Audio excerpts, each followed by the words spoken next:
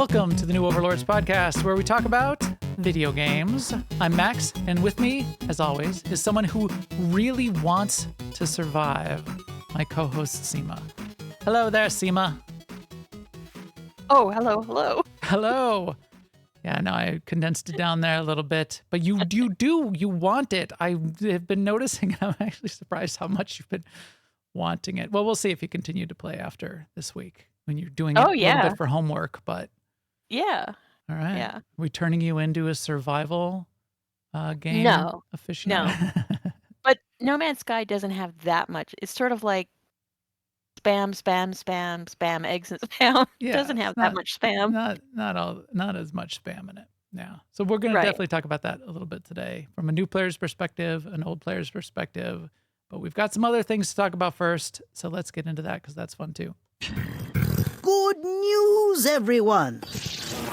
First up in the news, the SWTOR dev stream for 7.5.1 happened this week, and we got some fun little announcements and stuff of what's coming. We don't know exactly when. They didn't say exactly when yet, did they? They did, I think. Wait, let me look at my notes. I only saw soon in 7.5.1 coming soon.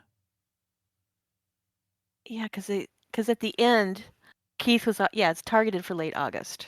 Oh, okay. So a couple Yeah, weeks. at the very end, Keith was off to the side and he said, "You guys never said when it's coming." And they go, "What?" Okay. Well, there we go. Yeah. So not just yet. We got a couple weeks break because there will be a new season starting and that kind of thing. But what else caught your eye in their little dev stream here, Sema?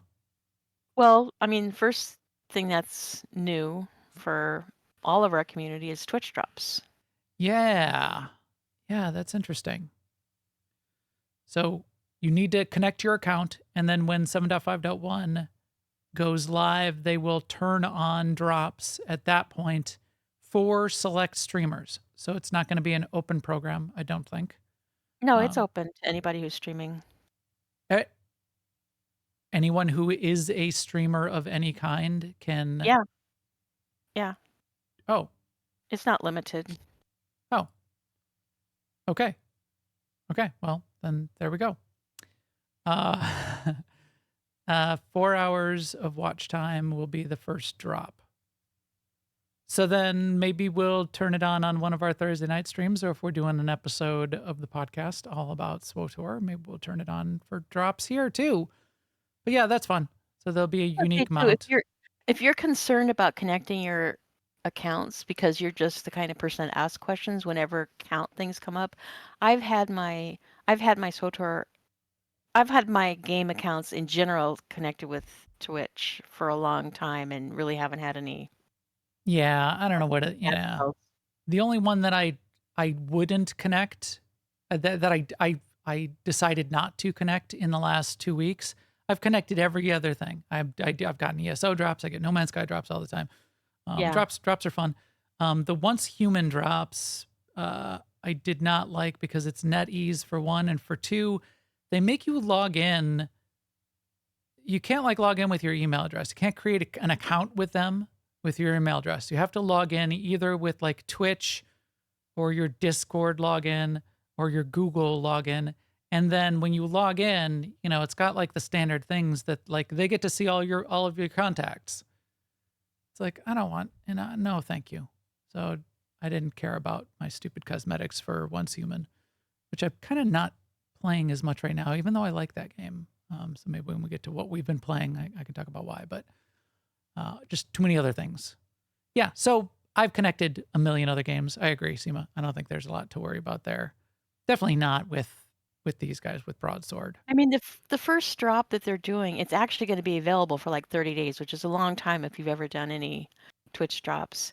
And you need to accumulate 4 hours of viewing. And Jackie even said, anyone watching, even if you're watching someone streaming SWTOR, you just accumulate the hours. So they have it set up in some super open way that I don't completely understand.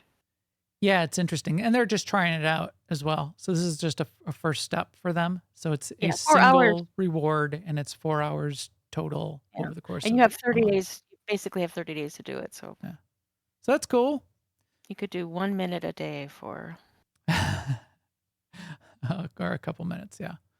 yeah. Galactic Season 7 is coming, and it's Yep. all bounty hunter themed. He kept saying bounty themed, and when Eric during the stream, and he needed to he should have been saying bounty hunter or bounty contract, because there is also the the the Feast of Prosperity event. There's other things that are bounty. It wasn't the summer thing? Wasn't the Anyway, it's bounty hunting. It's bounty Oh, contract. as opposed to like a bountiful harvest meaning of bounty. Yes. I thought Oh, there oh, are right. other achievements called, like, bounty. Oh, see, I never thought about that. But yeah, that's a good point.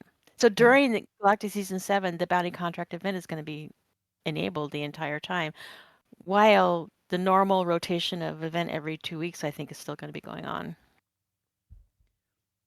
And they're adding back in and making it part of the event, the DVL bosses, the dark versus light bosses. Those are interesting. Those are interesting fights. They're kind of like a world boss level fight of just a human or Sith or whatever the race might be, but just like a character-sized person standing out, a boss person standing out somewhere in the world, and their locations are known, but they're like off on the edge of the map, and you go there, and there's some Sith Lord just standing there. But you got to be careful because they can take like six. You might need 16 people to kill them, and they are serious business. So if you just like see one of these, boss lords, whatever, that you've not seen before out on the edge of the map on Dromankos. I think there's one that hangs out on Dromankos, and you go poke it in the face, it's going to stomp you pretty hard. So Now, get are some these friends. the bosses that back in the day they had a shield on for like 4 hours or something, so you couldn't attack? No, those are those were the conquest commanders. Oh, gotcha. Yeah, those are the conquest commanders. I liked those. I liked doing those too. The commanders, and that's you would get It was hard for us though because they might not be available at a certain time when we had right. everyone together. Right. And if you had won the planet as part of the guild versus Oh, guild that conquest does ring a events, bell. you could break the shield early. And that was sort of like the little one of the bonuses for winning a planet is you got to kill those commanders early. And then the commanders dropped a lot of the special kind of currency components that were used to unlock the guild ship and Oh, get right. more space on your guild ship. But back to the DVL bosses, they are going to draw up light side and dark side tokens. Yeah.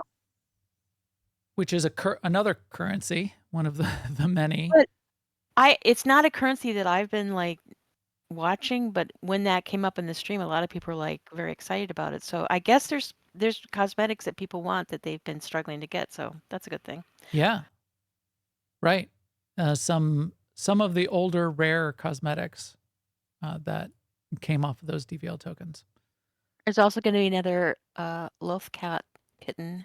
Yes. version. That'll be just a track reward out of the Galactic Season track. And what else is there going to be? What's the big bounty A variant, a Bessie variant. Oh, that's the other thing, the Bessie variant. That's what I was trying to remember. A I'm skin for the excited. Bessie I'm companion. going to be excited to get Bessie when she's done. I think she's going to be a fun companion. Yes. And we are far enough along. Anybody who's been playing and like maxing out Bessie every single week, you could have completely unlocked her by now. I have not, but I haven't either. I kind of standardized on Shea Vizsla because my reason early on, I had raised characters to like 50. It was affection back to 10, whatever the max was in the day. And then those characters would get killed off by the story or whatever. So I decided to pick one that was an outside reward because I thought you would never lose them. Well, you lose Shea Vizsla every 5 minutes. You can lose her to the story because she's part of the in a story now. myriad number of ways. Yeah. So I might, I like Bessie, and she might be my my new True. default. That might be a good use of Bessie. I have a couple others that that are definitely in the, you'll never lose kind of.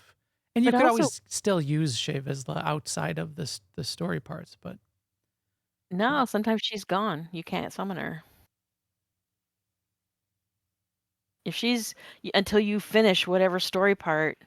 Is that in the coffee chapters or the Kotet chapters or something? Because I've had her nonstop until I decided to not have her anymore after the end of the 7.1 content spoiler because of things that happen.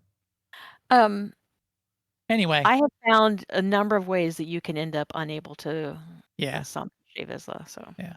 But yeah, those were And any then, of the robot companions, any of the cartel market companions are really good options for that. And Bessie I might mean, be the best version of that.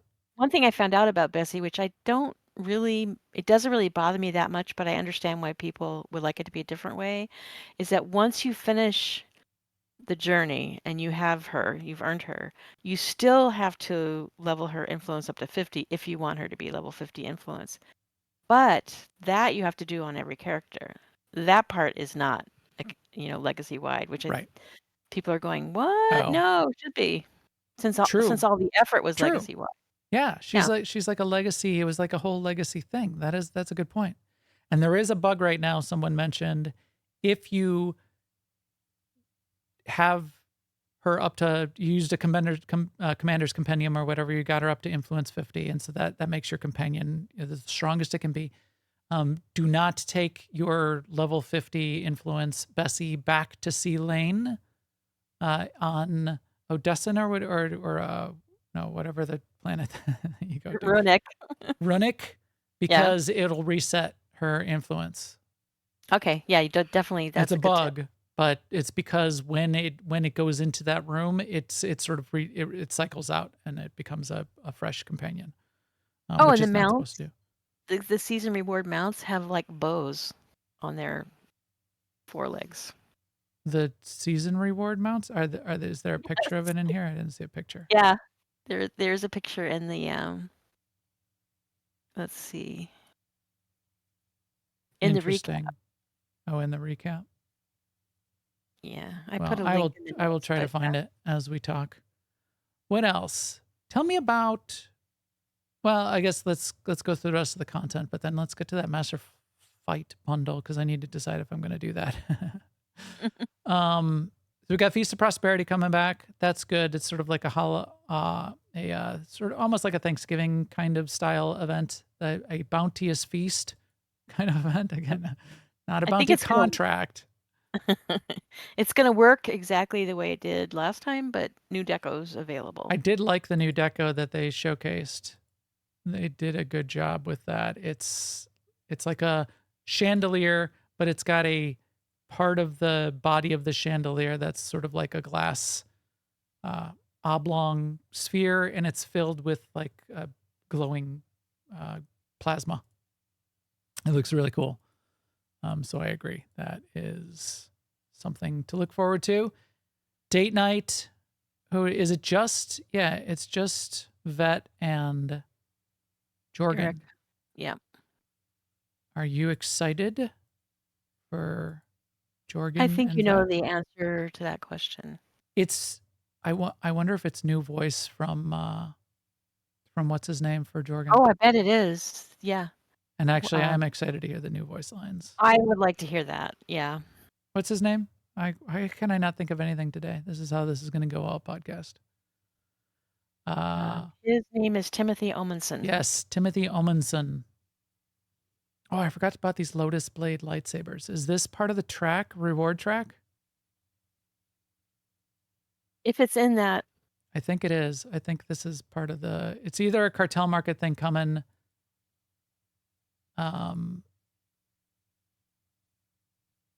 So the Lotus Blade lightsaber, it's either a cartel market thing coming or it's coming as part of the season. So it's coming in 7.5.1. The hilt of the lightsaber looks like a classic samurai katana type katana thing. Yeah. hilt. It looks really, really cool. And it's great that they did this. It would have fit better with last season's armor than the next season's armor, but still looks really good.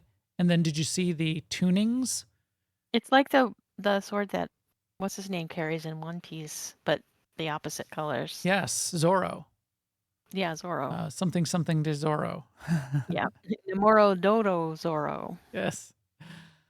It looks really good. He carries 3 of them, by the way. And But you only know where one of that them third has this. sword goes. Yes, I do. But only one of them has this diamond pattern on it. Like this woven. Is it the white one? Yeah. And that was his friend's. Sad story there. 2 tunings that come with it, and I like the tunings. I like the is it cherry blossom? I think one of them's like something something cherry blossom, and the other one is scattered blossoms, and it just makes the cherry blossom petals just sort of like fall around you anytime you have your weapon out. Yeah, I like that too. And then the embers weapon tuning just makes little burning embers float around you every time you have the tuning out. I think those are great. I think that's a great cosmetic. And any game I think could do well with this kind of cosmetic. And there are other games that do things like this. In fact, Diablo 4 is. I like anything that makes my weapon animated, makes my weapon catch fire in any game. Or with these, it makes an effect around the character. And because of the cosmetic system that they have, there's a slot for basically the weapon cosmetic called a tuning. So you can keep the weapon you like. You can change the blade with the crystal color, and even make it like a dark saber blade, and then add a tuning, which could make the blade then also like the hilt then also has like fire or sparks coming out of it or smoke swirling around you, or there's a whole bunch of different ones now. There's like a dozen. I really like that it's like 2 sides of the spectrum too. Like if the beautiful blossoms, or if that's not edgy enough for you, you could have embers of fire. I know that Embers one is going to fit all my characters better, but I really like the Blossom one. It looks really good. I think it does well. But I mean, it goes best with the pink blade though too. So I think I'm gonna, I'm gonna have to do that. My Yeah. Sork, my evil Sork, that's got the dark tattoos on his face. He's all emo. He's gonna have to switch over to the pink blade with the blossoms because it just looks better. And it is better to look good than to be good, as we like to say. All right, tell me about the Master Flight bundle to wrap this stuff. Oh no, one other thing, which is even bigger. I don't know why we buried the lead on this. The gearing adjustment changes. Mm-hmm. Basically, nothing too big, but you will be able to have more options to trade up, like get the crate drops of gear from flashpoints and don't open them, and trade up from the Elite Decurion box that you would get out of a flashpoint, add 3 of them together and turn it into a Taiwanese or a Kolomi box. And then you can take your Taiwanese boxes and turn them into Kolomi boxes, and the Kolomi boxes you can turn into Rakata boxes, and that's the top gear in the game right now. So basically what it does is it gets someone who's not on an operations team, not in group content. It gets people who are casual or nearly solo players, because you can do some of this content solo, to be able to get the best gear in the game eventually. It's always good in my book to add another path. I know not everyone agrees with that, but I do. Right. And not everyone does agree with that, but I believe that is a good thing as well. And we'll get to why in just a second. Oh, that's why I had that at the end. I just messed up my transition. All right, we'll back that up. Pretend I didn't talk about that. I'll come back to it. Tell me about the Master Fight bundle, and do I want to buy it? You might want to buy it. I mean, I have a 6-month subscription running for SWOTOR. Right, that's the thing I never don't buy know. cartel coins though. Right, and this, yeah, I never do either. Well, except for I did buy a bundle like early on because it just looked like such a great deal. But this is actually not a bad deal. It's $100, but you get 180 days of sub time, 5,500 cartel coins. And if you just consider those 2 things, you're saving $20 Yeah. over the normal price. And then on top of that, you get 5 dice per character of the primary metallic red die and the secondary metallic red die. Yeah, those look And so you also good. get the Vectron Firebolt mount, which is to me a cool looking. I like the red mounts. I don't know why. And it's Um, got fire coming out of the exhaust pipes out the front. It's animated. Yeah, I want the mount as part of the problem. Not yeah. like I've got 100 mounts, but you always gotta want the For latest me, one. since I just bought, I'm on like automatic renewal for the 6 months, and since it just kicked in like last week, I don't really want to buy another one and then get it extended out a year. But it's a good deal. Yeah, and I'm gonna be playing. I'm gonna still have it a year from now, so it's Oh, I fine. definitely will be playing. I just already dropped my $100 is what or it's not 100, it's 80, whatever. I don't So want to drop another one right now. the 6-month sub though is cheaper than 15, right? Isn't it like 12? Yes. So when I did these numbers, I was comparing it to if you pay So month by monthly. month. But Yeah. is it 12 or is it 13? Is it 12.99 versus 14.99 for 6 month Something versus like that. monthly? I think Yeah, it's it works out to $2 like cheaper. $83 or something for 6 months. Yeah. Actually, I can tell you right now. So you're not saving as much if you're comparing it against a 6-month sub, but you do get the mount, you get the dies, and you get all the cartel coins. Yeah, I'll probably do it. 90 days is 14. 180 days must be It's 13. $77.94 for 6 months. That's what I got billed for 77.94. Okay, this month. so Yeah. 77. So you're paying $22 for the mount, the dies, and 5,500 cartel coins. It's a bad deal. Chat room is saying it's a bad deal in the UK because of exchange rates. Oh, well, they should fix that with the exchange rates then. Yeah. Um, How are the exchange rates different if you pay monthly versus if you pay for 6 months? yeah, I don't know. We'll have to get him to explain that to us one time.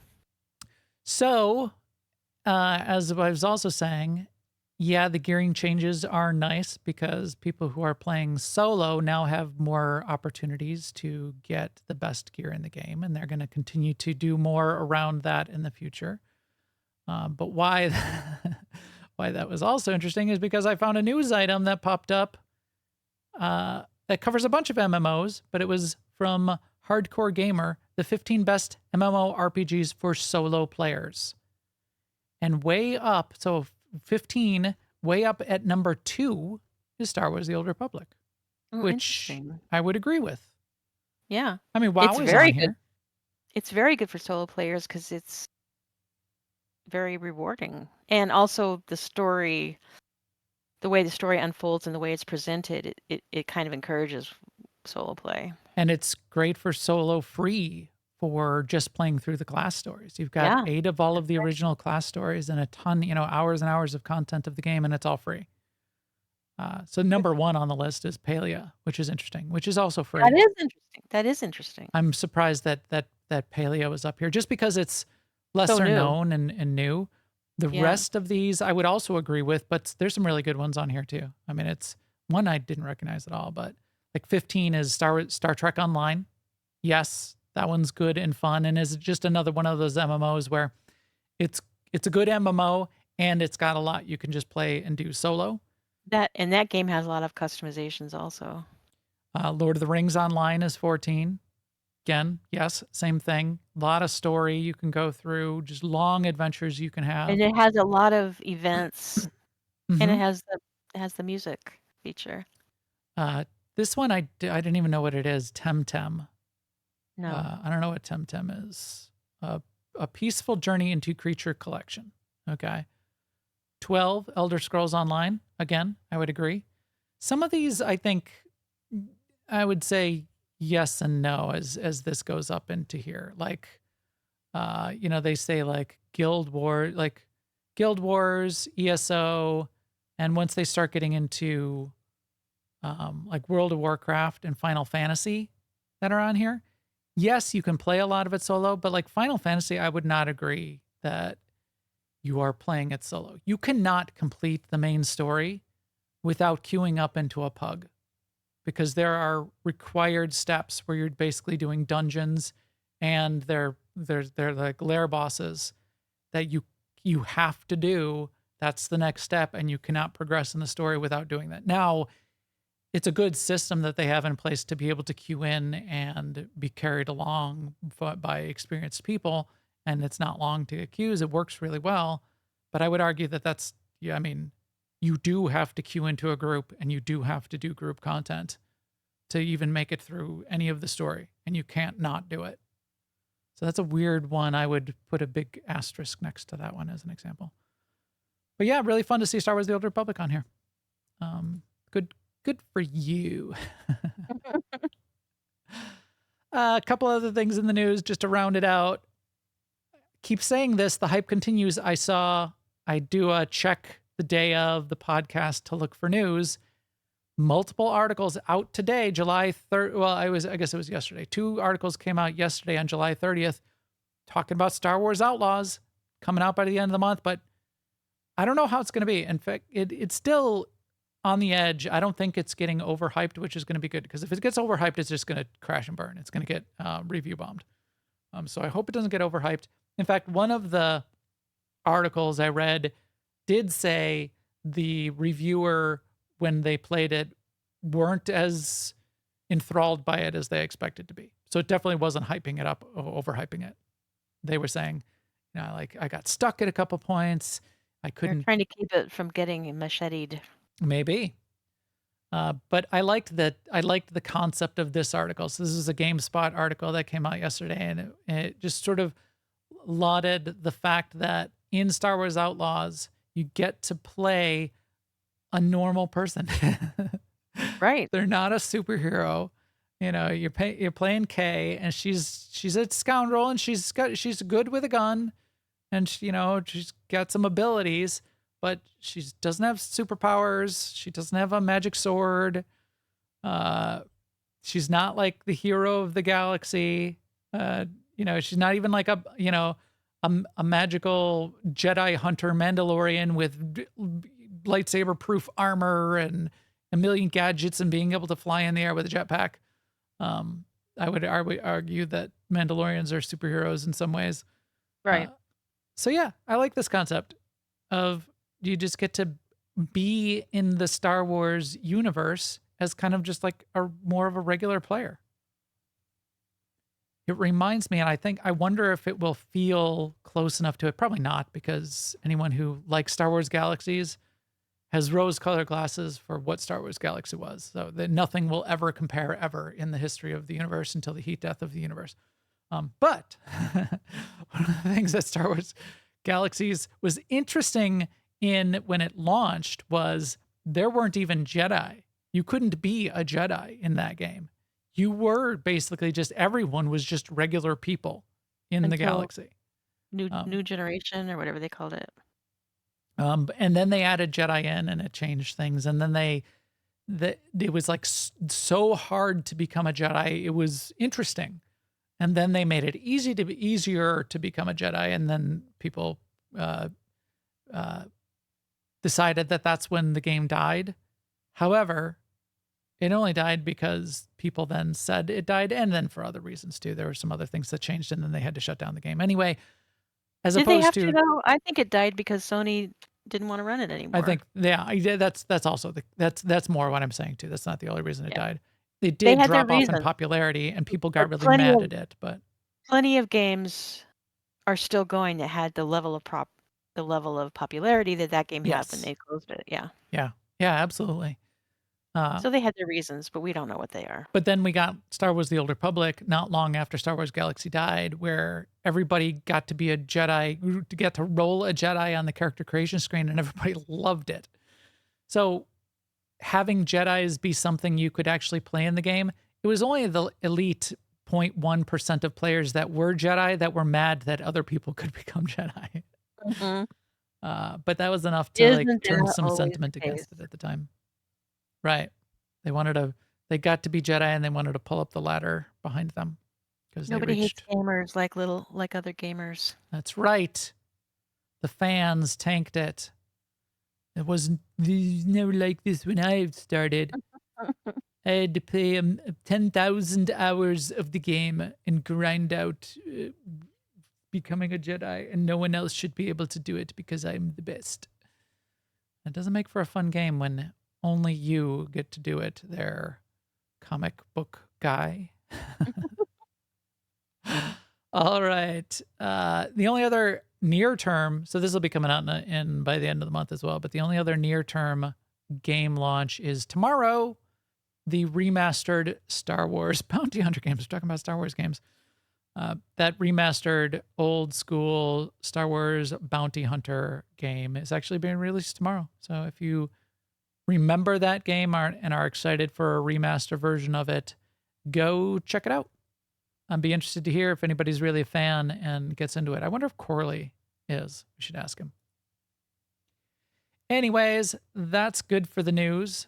Thanks to all of you out there for following and listening. If you need any of the subscribe links to any of the stuff that we do, including the audio or the video or whatever, because it comes in both flavors, it's all on newoverlords.com. Special thanks to everyone that hangs out with us live here on Twitch, or especially in our Discord, where we're chatting about all of these games and have a bunch of servers running and talk about what's going on all the time. newoverlords.com/Discord. You can come chat with us there. And don't forget, if you're looking for one of those big family-friendly gaming communities, check out Leia Iacta Est. That's the guild that Sema and I play in for most of those MMOs that we mentioned that are great to play solo. We also have groups that you could come play with. AIE-guild.org. Great people there. You can get into the Discord and ask for an invite. All right, Sema. I want to survive. Say it again. I want to survive. Louder. I want to survive. Come on. I want to survive. Like you mean it. I want to survive. Louder. I want to survive. Yes. Is that those guys? That is Viva La Dirt League. Brilliant content. I can never remember that. Yeah, it's They're- kind of a weird name, but But apparently it's not weird enough to stick in my brain. Viva la dirt, like camping the dirt, like Viva la dirt. Okay, I love them. I do as well. But you played a survival game quite a bit. Did. I played No Man's Sky this week. Basically, we were talking about me doing that anyway, but it was Forster, I think, that mentioned that it was on Game Pass, which I have right now, so that made it even more of a no-brainer. Exactly. Getting to play it free off a game. Well, not free, obviously. It's Not free, it's but free. you have to pay Yeah. for Game Pass, Right. but yeah. I mean, anytime you pay for a subscription, part of your responsibility as an adult is to use the subscription. Right. I'm trying not to pay for subscriptions and then not use them. It is a fun game. So we've talked about it on and off before. I was interested to have Sema try it and play it because Sema has played other survival games before, but not a lot. And that's not like you like live in survival games like I tend to. And this is a slightly different. It's not as survivally as other survival games. Its strengths lie in procedural generation, creating this opportunity for exploration and discovery in some interesting ways. It's been out for many years now, almost 10 years, I think. 8 years, 8 years, maybe it's 8 years. And I played it. Really been that long? Yeah. Holy cow. I played it, I think it's 8 years. And I played it at launch, and I paid box price for it at launch, played the heck out of it, played it to, basically kind of quote unquote beat the game, which you could kind of do there, even though you could keep going. Little bit disappointed when I got to the end of like the main path there, because you would get to the center of the galaxy. I guess not spoiler, it's 8 years old. You'd get to the center of the galaxy, and the way it works is there's actually 255 galaxies. But the procedural generation at that point, there wasn't a lot else to do besides fly from planet to planet and try to get yourself to the center of the galaxy. And then when you got to the center of the galaxy, what it actually did was it took you to the next galaxy. And you basically started over. I remember that. I remember people's sense of disappointment at that. Yeah. Only in that people wanted more. And Sean Murray, you just saw on the screen if you're watching the video, they had planned more, and they had promised but more. that's kind of a big deal. Yeah, it's kind of a big deal when you think you're working towards a goal and there's going to be something, even like a really cool cutscene, and instead it's just like, and start over. Yeah. And now that is their style of, there isn't a lot of like cutscenes or lore or dialogue. Mm-hmm. And they've continued to embrace that. And they're still not. There's tiny little tidbits. And like the way the story evolves is you'll like read, some quest step, you'll encounter a monolith, and the monolith will have some cryptic 8-word sentence. And that's the lore for that Like whole I know expansion. how I know how to say Gek in Gek and friend in Gek. It'll like I think for like the last year, there's been bits of the lore that keep saying like, and and we we the machine children hope the mother will return. So now for a year, everybody's been like, well, what is the mother? What are they talking about the mother? Nobody knows. There's no answer to that. They haven't revealed anything. Who knows? And they don't, it's kind of beside the point. It's not really the point of the game, but there is No. that level of lore. What I was thinking in my mind a lot when I was playing this, and also keeping in mind that I have to figure out how to do everything. I kind of felt like when I was reading The Martian, like he would be, in order to like overcome something, there would be these 6 things he had to do first, and he had to figure out how to do them. And in that story, and then in the movie, his journey was the whole thing. There was no like Right. lore. True. And that, I mean, there was a reason why he was on Mars, but that's about it. This you don't even know why you're on the planet, but still. that part of the survival game loop is one of my favorite parts. So we'll talk about here. I'm going to get your impressions on the just playing it so far. But what I played in the past week, since it's only been out a week, is the Expedition. I've described those a little bit before. I'll describe it again in just a little bit. But it's sort of like a challenge mode. You start a new game, and it's a little bit of a challenge mode. It gives you accelerated rewards along the way to get you through the challenge. I played the Expedition all the way through. So this is just in the last week. Then I restarted it and played it again all the way through. And then Monday night, because Star Wars stuff was starting on Tuesday, I started it again and played halfway through again. Because of what you're saying, Sema, the challenge, it's a new challenge mode, and I get a really big kick out of finding like the fastest way to get through it and the steps. What are the steps I need to do? I Mark Watney the thing to the nth degree to see how quickly I can complete the challenge. That game loop is really interesting to me. And in any survival game, even just doing it fresh and just discovering, okay, well, what do I need to gather to create the table that then makes me refine this next material, makes the next material, makes the thing that gets me to my, to be able to get to the end journey or whatever. Next stage, next stage, next stage. Valheim does that. Most survival games have like those tiers that you're sort of building up. That discovery of what to do and puzzling out what to gather in what step. Yeah, I agree. That's just a great part of the games for me.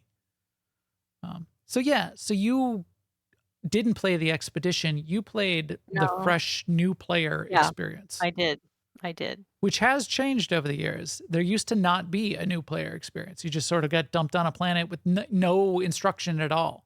Like, so you at least had the steps where it said, Mm-hmm. go find your ship. All right, you found Right. your ship. The way it started originally, it was just like, there you are. Just go or don't go. Sit there and Right. die or not. It's up to you. More sandboxy feeling to it. But yeah, so the new player experience is quite a bit better than it ever was, but not trivial. So tell me about it. What was your feeling on it? It's way more suited to someone like me, because if I had, fired up No Man's Sky in those days, I would have given it like 5 minutes. Yeah. I mean, I'm the person who, if I don't have my phone with me, I can't sit for 5 minutes. So, yeah. You- Exploring, it- Yeah, go ahead. Yeah, I was saying you also though got yourself into because it's Oh, RNG, you got yourself yeah. just into like a tight spot. So you were playing on normal mode, but you were on like an extra dangerous planet with two aggressive creatures that I've never seen on a planet. I think that's part of their new creature tech. Those round creatures are some of the new ones. And you Right. were getting murdered, and I got murdered. I've never seen that. I've played like the I over survival permadeath dangerous modes and never had it that I hard. had one mob that was just camping my ship, and so as soon as I stepped out, it would attack me. But that one was an animal mob, and I could like mine it to death. Right, because you don't start with a weapon. Right. And so the other mob though was this wheel thing that it rolls around and you can that thing I couldn't mine it to death. And after a while it killed me so many times, and then it would hang around where my corpse was, and so it was like a really toxic PvP player camping the Which is graveyard, you know? which I've never heard of and never seen in all the years that I've been playing. So, And on top of all that, I'm like, I'm still like going, okay, W to walk forward, yeah, which how do I even control my character? What the hell is happening? I'm surprised that you stuck with it. I really am. I mean, we joke and I about Corley. I think yeah. Corley would have quit. Um, because he's So like, screw this. I'm not putting I up mean, with I this didn't nonsense. want to give up, but I ultimately Max kind of talked me into just starting over, and we actually did like a little. He shared his screen with me on Discord, and we did like a little, here's how you do this, here you do that. Like maybe 30% of that stuck, but it was enough that when I went and started this second time, which there's no reason why you shouldn't have to do things multiple times in a game to learn it, right? So when I started the second time, it was a lot different because I did repair and install my visor early on so that then I could look at things and identify what they were. And I was unprepared for how much difference that made to me that lump of rock on the ground had an actual name. Yeah, Like before you analyze it, it still tells you, yes, you can get ferrite from it. But it was just really cool to have a name. And then I liked being able to like look at the creatures and see that I mean, I was pretty sure on the initial plan, I was pretty sure all the creatures were going to be, what's the word, non-aggressive, yep, the green paw, but it was nice to like scan them and get that verified. yeah, Um, and I also kind of relaxed my sort of tiger grip on the following the little quest, right?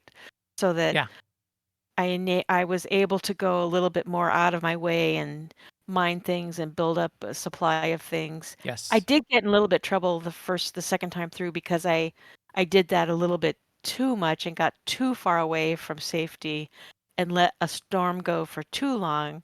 So I had a real photo finish run back to my ship. Um, but I mean, literally, I was using that Q spacebar thing that you taught me yeah. to go extra fast, and I was down to like just a shred. I had like 1+ left when I finally got in my ship. Um, You and survived. You did I it. survived. I did it. But I was disappointed to find out that I can't just regen my health. Like I'll just sit here now till my health regens. Nope. You have to go somewhere and find something You to get health Yeah, back. you can actually eat anything, and it'll give each thing you eat pretty much anything that's edible. Like, if you shot that animal, you probably had, like, meat I pieces in your did, but inventory. that was in the Yeah, other save. yeah. So you could and, like, any animal out there, you coulda shot it and And ate my the shield raw pieces, and it your would shield regen does your come health. back, and so Yeah, as long as I don't get, hurt to that as long as I don't, like, let my shield get expended again, yeah, I'll be fine. yeah, And then I would like to get to a point where all the stuff that's like a giant endeavor for me right now becomes sort of like second nature and easy so that you can focus on the more, like, collecty part of the game. yep. Collecty, and then ultimately buildy. And buildy, yeah, crafty. Yeah. Crafty, buildy, lot of building. But Because I I found I found that the information that's out there, like the wiki and videos and people asking questions stuff, wasn't helpful hardly at all to me because It is hard, I yeah. I saw this crate, right? It was a green crate, and anyone who plays No Man's Sky knows exactly what you have to do with this kind of crate because it's apparently crate is a word that everyone knows. And it had rust on it, so I couldn't open it. And so I'm like, how do I get the rust off this crate? And everything I found just said, well, you take the rust off the crate. And I'm like, yes, but that's what I want to know. How do I take the rust off the Yeah, crate? what It key turns do I out press? No key. yeah, That's the thing. No one right. says, well, no, well, in this weird rare case, you actually have to click on the screen and you have to click on the rust. Then you can press a key to put it in an inventory. It's like, Right. what? And then 90% of the stuff out there just says things like press the plus key and stuff like because, it's a Or the triangle key because they're playing it on that's what PlayStation I or meant, the triangle key, yeah, yeah. because it's a PlayStation, yeah. Yeah. So, um, but I feel like I have much better handle on a few of the basics. Yeah. Like I still, try to mind the door going out because I'm so used to like moving with my mouse because that's Right. my preferred way of Standard moving. MMO mouse Right. movement, click, click, click to And, move kind of I stuff. mean, it's hard to teach any age of dog a new trick, right? Like I'm used to doing a certain way and my spinal cord just jumps into action Yeah, before my brain does. that's funny. That's why what game were we playing where you kept shooting me? Oh, every game? Both And I don't both know if you because you noticed didn't know that, the that's controls every game. yet, and also because you could just shoot me, but Right, right. Yeah, we Mm. should have friendly fire in every game. I wanted to run through and just tell you now. So you'll get that experience down. You'll get this main quest line. You'll discover it will take you to the anomaly. So it's a lot of we were talking about this in the pre-show. It's a very solo experience in a lot of ways, but that's because there are literally 4 trillion star systems that you could go visit. It's pretty much infinite. For all practical purposes, it's infinite. So trying to actually see another player in the game and come across another player is very rare. There are a few in an expedition. It might happen. In the anomaly, it might happen. So there's a thing. So the new player experience will take you to the anomaly. The anomaly is kind of like a multiplayer hub. It's between dimensions. It's like in a pocket dimension is kind of the story. So you get out into space, you'll be able to summon it anytime you want in any system. It'll pop up in front of you out in space. You fly into it, you dock into it. If you have multiplayer turned on, you'll see other players running around in there. So that's one of the few places where you'll feel like it's multiplayer. But you'll get that. You'll learn what the atlases are. You'll get some of the background lore. It's really lightweight, but you get the lore of what the 3 races are, what is kind of going on. You'll discover some of that through that new player experience. And you'll have a base because it takes you through building your first base and doing some things with that base, again, to get some experience with it. But pretty soon after, you'll also get your first freighter. And your freighter is like a space base, and you can land your ships in there, and you land your ship in there, and you can actually build a base inside the freighter. So that's a fun thing to get to. So that was something that was added on later. The base building itself is a really fun thing that you would be able to potentially get to. You need to gather all the materials to build it, but you can build these cool bases, and there's reason you can have like 20 bases. So if you find a planet that has like a material that you want to be able to come back and get, you can just drop a little base there with a teleporter. If there's a planet that is really beautiful that you like, you could build a big fancy base there and put more things there. So base building is really fun that way. Underwater bases. So have you swum underwater yet? You probably haven't. No. Underwater is its own thing. In fact, there was kind of an early expansion in the first couple of years where they added features to be able to build bases underwater. They added this little submarine that you can get. So there's little vehicles that you could start to unlock, like a little rover, a bigger what's called the Colossus, which is like a big rover, and you can like store a bunch of materials in those. But there's an underwater one, the submarine. And then there's a bunch of stuff at the bottoms of all the oceans that's part of the game and discovery. But then you can also start building bases underwater, like little submarine bases that are really cool, half above the water and half under the water. So that's more advanced things that is stuff for people to look forward to. I just love that they've added all of these things over time. The video I'm showing right now is advanced base building. What a lot of people are able to do, especially when you switch it over into creative mode.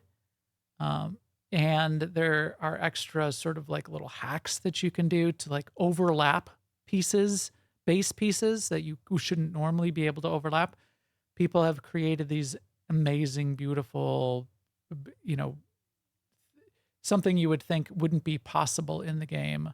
So my MMO mind is like thinking, but then once you make it in creative mode, can you access it in the normal mode? And I'm like, I guess there's no reason to, right? Yes. No, you can. So the creative mode, the fact that you're in creative mode, you can still make your base public and other people can come visit your base. So it's your save is in creative mode, but that doesn't mean that other people can't come visit it out of their, while they're still in their mode. It's weird, kind of weird that way. The universe is all shared. Your save, in fact, they allow save editing. They allow you to like hack if you want to give yourself like infinite resources and like dupe all the items in your inventory. Go ahead, do it. They don't care. There's not really anything stopping you. When you go to the anomaly, some of the top fanciest bases, they'll feature them. You go to the big portal, the teleport portal, and you can go visit these people's bases, these fancy bases that they've built. And maybe they did it in survival mode. Maybe they did it in permadeath mode. Maybe they did it in creative mode. It's sort of like a weird, there's no need for balance. Right. So they allow all of that. In fact, there's a well-known save editor. And in the save, you can like open up your save in the save editor and give yourself whatever you want. As I said, like infinite resources. Just stack 10,000 worm heads or whatever the resource might be that you really want. So yeah, these advanced bases are really beautiful, and that's where people spend a lot of time, like overlapping parts to create like new looks of everything. But the bases are also really functional as well, and that's a fun thing. You can have like a lot of refinery and farming going on in your base and all of those kinds of aspects to it. They added what's called settlements, which is kind of like an NPC city that you encounter. So after you finish that main quest with Artemis, you'll get a broadcast. It'll be a thing that says, hey, there's a distress call. Apparently, there's a settlement that needs your help. And if you follow that distress call, you'll get to like this little, it's quite small, but it's like a little village with these little buildings in it. And you have to fight off a couple of sentinels these corrupted sentinels that are in the village. And if you fight them off, then the village opens up and says, hey, could you be the administrator of our settlement? And you then basically own the settlement. And then there's a little game loop. It doesn't do a lot, but there's a little game loop where you can like build more buildings over time and like build up the settlement. Fun little thing. And all of the time as you build it up, your townspeople, your villagers might be creating resources for you that then give you like money in the game. So you can come back from time to time and get all of the resources that they've collected for you. And it's stuff to sell. That's a fun thing. Living ships. So you only have one ship right now, right? You can have up to like a dozen ships, 15. I think you can have up to like maybe a dozen ships. One of the kinds of ships, again, so this stuff just kind of happens to you. You don't like go and pick up a quest somewhere. You'll be floating in space and you'll get another like broadcast, and something will happen where it'll say, or maybe you actually get the eggs somewhere. you'll get it. You get this weird egg, and it'll say, "Okay, well now fly off into space and see if you can track down the signal." And it'll give you a little quest chain, and it actually takes like real world. You got to like wait a day for the like things to mature and that kind of thing. You end up basically hatching a living ship that you sit inside, and then to get like the parts to upgrade it, instead of you install a hyperdrive, you need to get like these living ship parts that is like the hyperdrive gland or whatever they would call it for that thing. But that's a whole little mini side adventure to go on. Freighter bases, we talked about those. The advanced base you can build inside your freighter these days is crazy, and in most new saves, I'll just live in my freighter because you can put everything in your freighter and then have it available to you in any system. Because it's another, you go to the X menu when you're anywhere in space and say summon my freighter, and boom, your freighter just like flies in, warps in right in front of you, and you park your ship into it. But refiners, farming in your freighter, a teleporter, a galactic trade terminal, all of these things. And if you want to like make it really big and there's like little NPCs walking around in there, that's a whole nother system that you can get to go and play. Other updates this past year, there's a whole thing with pirates and these big pirate dreadnought freighters that you can go and fight or capture. That's a big new thing.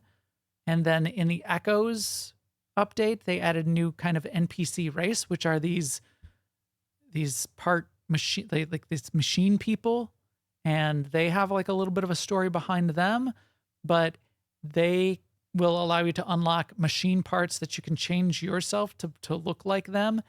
And instead of a multi-tool, you like the little gun that you have, they have this staff, and you get to create your own staff, and it's customizable with it, like a different headpiece and a different staff piece. And that's your multi-tool, your staff multi-tool from the machine race. So it's a lot. It's 8 years of content that they've sort of grown out of that base game. But I didn't realize when I sort of said, "Hey, you should go play this," how extensive it really is, and how deep it is, even just to get into the base stuff and just like learn the quirks of controlling it, because it's still an indie game and it's got its own unique control system, and it's got all of the just like unique ways to play it. And having played it for 8 years, yeah, you watch the videos and people are like, "Oh yeah, just get it out of this thing." Well, what do you mean get it out of this thing? Right. You've been playing it for 8 years. You know what that means. I don't. Yeah. So I wanted to just remind everybody about all I those. did find the controls like intuitive based on if you're going to do WASD in the first place. It's pretty intuitive. You only have to tap the shift key if you want to run. You don't have to hold it down like in some games. Also, actually, this meant a lot to me, more than I realized. I knew it was important, but I like that you don't start out naked. Yeah. Because that's just another layer of stress. Yes. Yeah. And the reason you don't, right? Because your exosuit, your spacesuit is a big part of what you're doing. Yes. And you actually, I mean, for better or for worse, you actually are naked, but there's no armor in the game that we'd be getting. But all of the extra parts that you'll be slotting into your spacesuit tech slots. Naked. You're not naked in the way that, oh, you better make some clothes or you're going to die of exposure. Right. Yeah. Yeah. Absolutely. And shelter. Your ship is your first shelter, and there's a ship within like a right. like a all you have to do 2 minute is jog of your starting position, and you see it. So that's your shelter. So again, that's the other thing. If you play in like some of the more hardcore survival modes, you may have to really quick do a couple things to get yourself some temporary, basically dig a hole in the ground to get yourself some temporary shelter. Or you might die within the first 2 minutes. But as soon as you have your ship, which is again just 2 minutes away, you have that as shelter, and it can get pretty hard to die very fast. even in the hardest modes. Like I played permadeath mode all the way to the permadeath achievement, which is get to the center of the galaxy in permadeath mode. And there's a couple ways to do that. But I never felt like I was going to die very much. Once you get used to the game a little bit, you know it's possible to kill you, and it's very easy to avoid having anything like that happen. You can fall off something tall. You can have a creature come bite you when you're very new to the game and have no shield and you're installed in your suit. Or you can have somebody like sentinels, which are like the weird space police, shoot you on the ground or in space. But you can avoid that pretty easily once you learn how to do it. So yeah, you're right. It's not a lot of survival that you need to worry about. It does much more focus on the exploration, which is cool. It's a cool way to build a game. There are GDC talks where they've described 8 years ago, 9 years ago, when they were building the game, what they did to sort of put things together so that they could have these 256 galaxies and these trillion possible systems, so that the first time that you go to it, there's a seed, and that seed generates not only the terrain, but all of the colors of the planet, all of the plants on the planet, which are unique. So you could discover a plant or a creature that has never been seen before by anyone that's been playing the game for 8 years. It's not hard to discover those things. And I don't know if you noticed, you said you like see the rock and it's got a name. And you see this creature and it's got a name of a type of creature. And they're randomly generated too. Right. You can rename a lot of those. So you could call it Sema's Bibbly Boo. If you go to a star system, and this again is not hard to do, you could probably within 15, 20 minutes of just flying around in space, get to star systems that no one's ever gotten to. The first thing you can do is rename that star system Sema's Adventureland. And then you can rename all the planets. You got to land on them, but then you get to rename all the planets in those star systems if you want. And then you can go and like discover the creatures and rename all the creatures because they're yours. And there's there's an infinite number of them practically, and it's fine. I like it. Yeah. But yeah, the whole taking procedural generation to this nth degree is a fascinating part of the game. So it's fun to experience. Another thing I like about just in general, I didn't realize I've always been attracted to the art style of No Man's Sky, but I didn't realize how, I don't want to say this in an insulting way, but how sort of low poly it was until I actually got and was started playing it. But I don't mean that as a criticism. I really kind of respect, and I'm kind of flabbergasted by the whole process in development where you put a line in the sand, you say, we're going to get to here and we're going to release the game, instead of like, oh no, now we know how to do this better thing. Let's move the release date out. Yeah, up the fidelity. Let's have 4K. Let's have 8K texture maps. Right. Yeah. That must be a constant decision point for developers. But I like that they just, this is a playable, fun game that people like. And it's not, the style of art is not super, it's not like what you would see in a movie. It's not super realistic, but it's very pretty. It works. Yeah, it works. It does work. You're right. That's exactly what I'm trying to say. Yeah, it works. It works really well with procedural generation. I think you couldn't do something super detailed. I think it would start to look really janky with procedural generation. And it also works in that, again, like in the past few years, they've been able to put it on Switch, and they've been able to make a VR version and put it in the Oculus, the Quest 2. You've played it before, haven't you, on your... Yes. This is my number one favorite VR experience.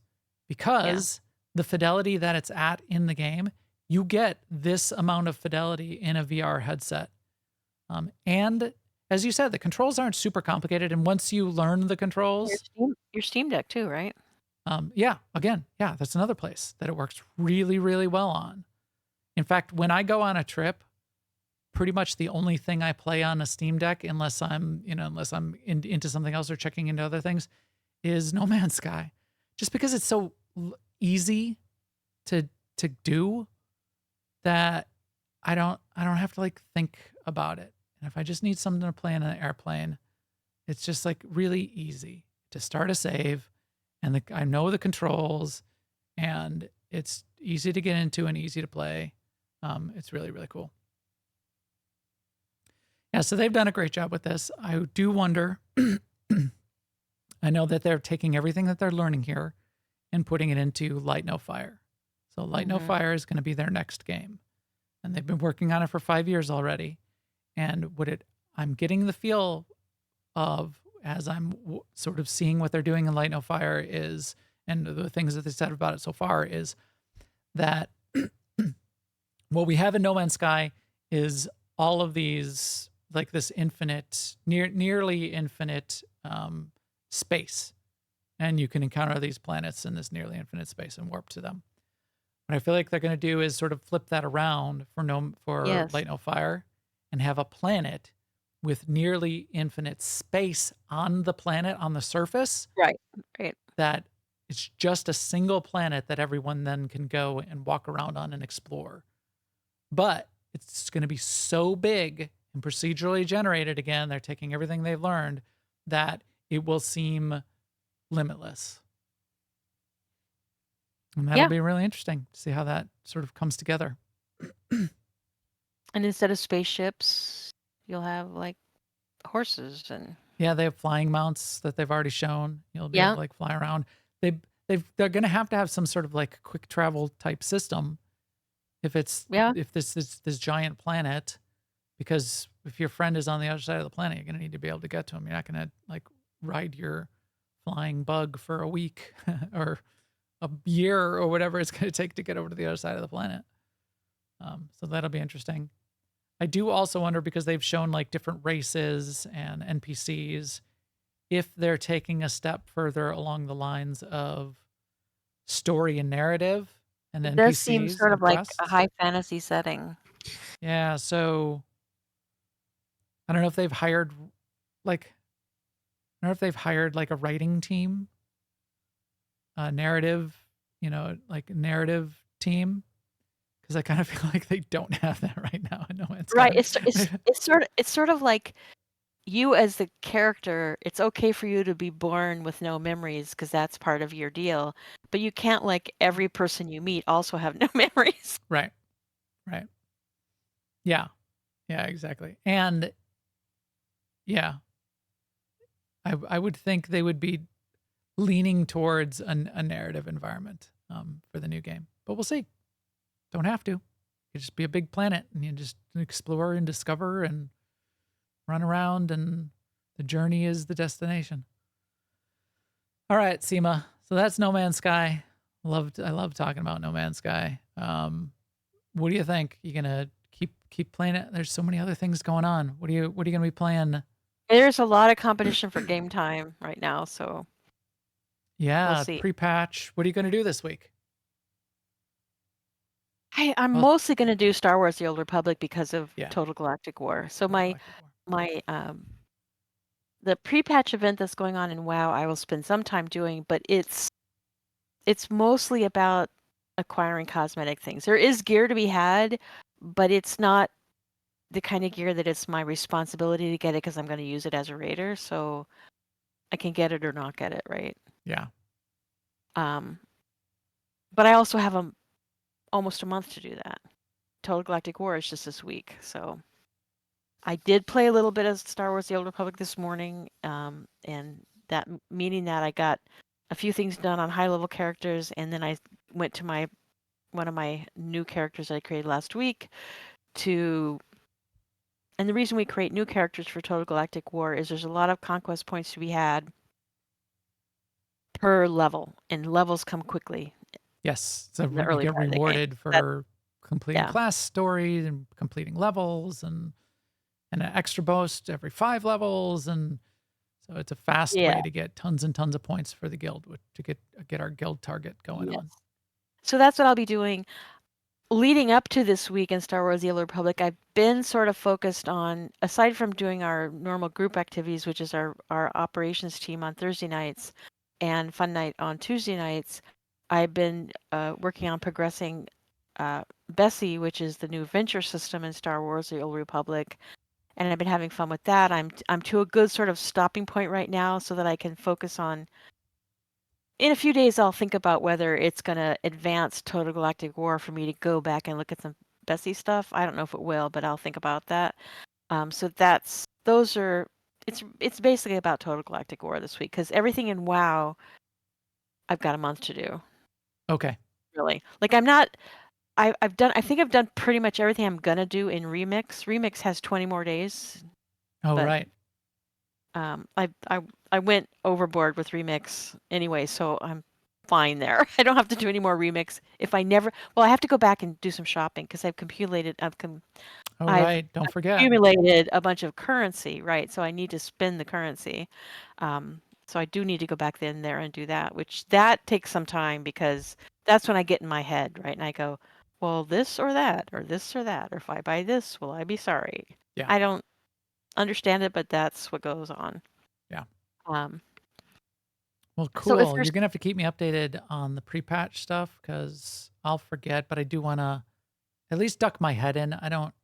the pre-patch stuff is interesting right now, because basically what it is you every night it's this is going to change in terms of frequency, but every 90 minutes you go and play this really short thing. It's a few minutes. You kill a version of a world boss. Like there's a version of Ragnaros, a version of Onyxia, and a version of I forgot, but they're sort of like remembrances of those bosses. So you fight Ragnaros out in the real world in Searing Gorge, and then you're done with the event for 90 minutes. So it's literally log in, spend a few minutes if you want to, or don't. It's kind of cool in that way. Huh. Okay. Well, maybe I should just jump in soon. Well, Yeah, I mean, after Total Galactic War, yeah, just right. to check it out Well, and I see mean, what they're doing there. I will even if want you to do see it, the War Within. yeah, I'm gonna want to Lucy experience reminds that. me. The third one is Lich King, and they do have all their old mechanics with some new added in. But since it's in an open world, you can outrun stuff that you can't normally outrun, and if you play conservatively, you'll be fine. Not in general, people don't play conservatively, but yeah. Interesting. Well, I think I will check that out before long, but not this week, as you said. A bunch of other things going on. Total Galactic War, we'll get our little guild challenge going. We'll play with our buds in Star Wars more Yeah. than anything else. The expedition will be going on for still like another 4 or 5 weeks in No Man's Sky, so there's no reason, even if I want to just try to do it again for fun. My little speed runs, I do time myself. It shows you how much time on your save, how much time was spent in game. But I've got plenty of time to go back to that too. And they redo some of the expeditions at the end of the year as well, so that's a fun time to do them if you've missed any and you want to try one out. But I will want to do pre-patch before long as well. So I'm going to keep an eye on that, and maybe It's then not. next week. It's definitely not a big time investment. Good. Well, that's good to hear. Yeah. The bigger time investment will be trying to clear out my inventory and just making sure that my character's in a playable state for War Honestly, Within. I was talking to a friend of mine who's been playing retail the whole time I've been playing classic, and he said just vendor everything. I mean, he said Probably. put everything on the AH or vendor it. And what I did was I put everything on the AH, and everything that came back I vendored it. It's just don't even worry about it. Just do it. And I have a couple old characters with interesting things on them that I would need to make a decision on. That's probably not the character I'm going to play anyway. I'm going to play my Alliance Hunter. Probably. Yeah, there's a few really and old that things one that I'll just vendor. I can vendor everything on. I don't care. if you look at them and you go, okay, I want to keep that, but the mysterious things like the stuff from Dragonflight and the stuff from that, just don't worry about it. I'll just vendor all that stuff. That's the only exemption is that if it has those pink corners, that means it's a collectible customization, and those you might need to like right click on to use them, and then they'll go in your appearances. But yeah, I call that declaring bankruptcy in any context. Yes. Just going to declare bankruptcy. I didn't say it. I declared it. Sema. Oh yeah, like Jay Malman. That's a good point. Like you know that purple Hearthstone that takes you to Dalaran? It's Yeah. a toy. It's a toy now. So Yeah, look in your toy. You have that's to go in your nice. toy So box many and put things it. are like Yeah, cosmetics in the they all go in the right. collections, all the toys I put in the toy box. Materials, I know what a material is and know what I need to keep and And you, not, and that's but the fine. point is, you don't have to have played Legion on that character to have that Hearthstone now. So for this event, you need to be able to go to Legion Dalaran. So look in your toy box to get the Hearthstone to go to Dalaran. Okay, cool. All right, well, fun, fun, fun. It's always fun talking about No Man's Sky and survival, but we've got a lot of other things going on, and then maybe by the end of the month we'll be checking out Outlaws too. Good times for games as always. I am looking forward to War Within. That's coming. TikTok, that is coming soon. So that's crazy too. Yeah, August 26th. Oh, that's even this month. That's August 26th is War Yep, Within. yep. That's going to come out That's before Outlaws. that is another argument for not spending a lot of time in pre-patch, because Yeah, once the thing hits, then you're leveling, and then yeah, your exactly. time is not your own. Greens are the new purples, exactly, or whatever the case may be. All right, well, good times for games. Be interested to see what that team is doing there and at Blizzard these days. Microsoft, see what Microsoft is doing these days. That's it for us. Microsoft reminds me every few days that I could play solitaire if I wanted to. Sweet. Is there any upgrades? Is it like a new season in solitaire? Probably is. Probably. They Why do have not? like weekly they Is do there a have like live service? weekly tasks for you to do, and I'm like, "No, I need don't, please, I need not. I my don't." Mahjong battle pass. Kind of, yeah. All right, that's it for us for today. All the feed and subscribe links, as always, are on newoverlords.com and our videos on YouTube/newoverlords. Please come chat with us in our Discord, newoverlords.com/Discord. And you can also follow us on all the social networks while they still exist, and we'll keep you up to date there too. Discord is the future of the internet. I think that's what we're learning. The rest of the internet is dead. Discord is not. Direct communication with your friends. That's the way the internet's going to work in the future. And with that, we will talk to you soon. Later, everyone.